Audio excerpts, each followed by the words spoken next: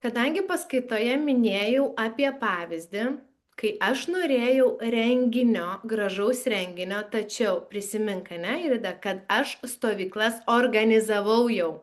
Jos vyko. Aš jau dariau stovyklas, organizavau ir buvau pavargusi. Ir aš norėjau renginio vienos dienos gražaus, kur aš pasipuošiu, visa kita. Ir kur moteris pasipuošia, kur įkvepia viską. Tai nebuvo, kad aš tik guliu lovoje, nieko neveikiu ir svajoju. Aš nieko nedarau su savo veikla, neturiu moterų, ne? Ir svajoju. Nu, aš noriu renginio, kad man kažkas numestų renginį. Mano veiklos net nėra internete, niekur nėra. Aš nieko nedarau, bet aš svajoju, kad man kažkas. Tai čia yra maža mergaitė ir ką aš ką tik pasakiau. Kūrybinio potencialo nenaudoja moteris, kurios yra užstrigusios mažos mergaitės pozicijoje. Nes maža mergaitė yra nesubrendusi ir nepasiruošusi kurti. Net natūraliai pasižiūrėkit, jinai yra dar maža mergaitė, jinai nepasiruošusi kurti. Kūrybos procesas, kadangi jis nėra patogus ir pereiti visą kūrybinį ciklą, kurį pristačiau paskaitoje, reiškia pereiti ir nepatogias stadijas gali tik moteris. Ir pats kūrybos procesas moterį užaugina, ją pakelia į kitą lygį. Todėl, kai aš, pavyzdžiui, organizavau stovyklas ir organizavau jas jau netgi su kita moterima, ne? Nu, ta prasme, juk ten visko būna.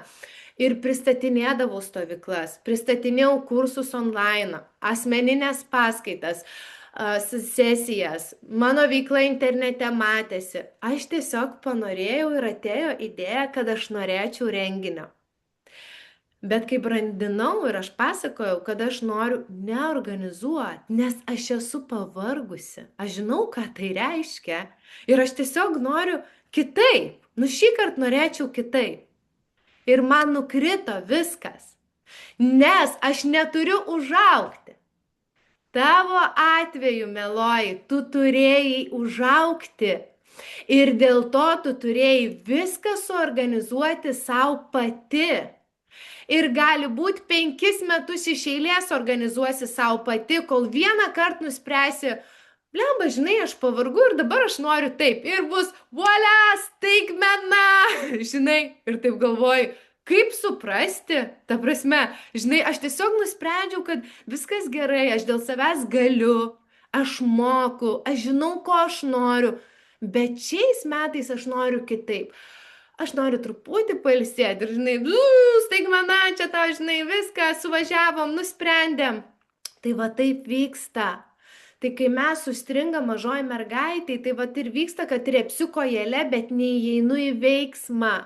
Veiksmas yra irgi labai svarbus dalymosi procesas kūrybos cikle, kurį aš pristačiau, ne? Ir tam reikia drąsos, tam reikia atmesti visas tas nesąmonės, čia netobula, negražu, ką pagalvos, kaip atrodys, ką tu rašėjai. Kažkas net sakė, nelogiška, kodėl tau to reikėjo ir po to tu tik susirinkai, negana, kad tu jauteisi fantastiškai. Tu dar susirinkai iš kitų atsiliepimus, kad buvo pasaka, buvo aukščiausia klasė. Tai vad ką reiškia tas kūrybos procesas? Mes turim įsipareigoti jam tik dėl savęs, nes kūrybą aš darau dėl savęs, dėl savo aukštesnio vidinio tikslo, dėl savo šviesos, dėl savo švytėjimo, dėl to, ko atėjo siela į šią žemę, ne dėl pasaulio, kaip mane priims. Jeigu aš savo veiklą būčiau darius, kaip mane priims, ką aš toliau čia bedaryčiau?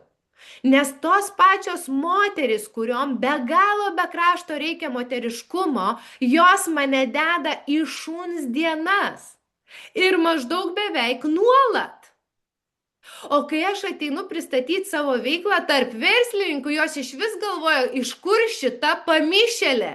Nes verslininkės ir moteriškumas yra visiškai nesusiję, ta prasme. mes tiesiog patylėsim, nes net nežinom, ką tau pasakyti ir kodėl tu čia atėjai. Ir kai tu sėdė išėjus iš tokio susitikimo, aš galvoju, visos 20 buvo moterų. Visom be galo be krašto reikia moteriškos energijos ir suprast, kaip ją naudoti net versle. Ir visos žiūri į mane kaip į durnelę, kuri nesupranta, ką šneka. Ir tada tu stovi ir galvoji, jo, tu turi būti moterimi, tu turi būti užaugusi, save vertinanti, suprantanti savo idėją, suprantanti savo kailių, ką tu gyveni, ką tu neši, ar ne, ir visiškai įsižeminusi, nes bus visko. Ir tu tai, ką tu darai, kuri arba pristatai pasauliu, pirmiausia, tu tai darai dėl savęs ir dėl aukštesnio tikslo, kurio nereikia, kad niekas kitas suprastų.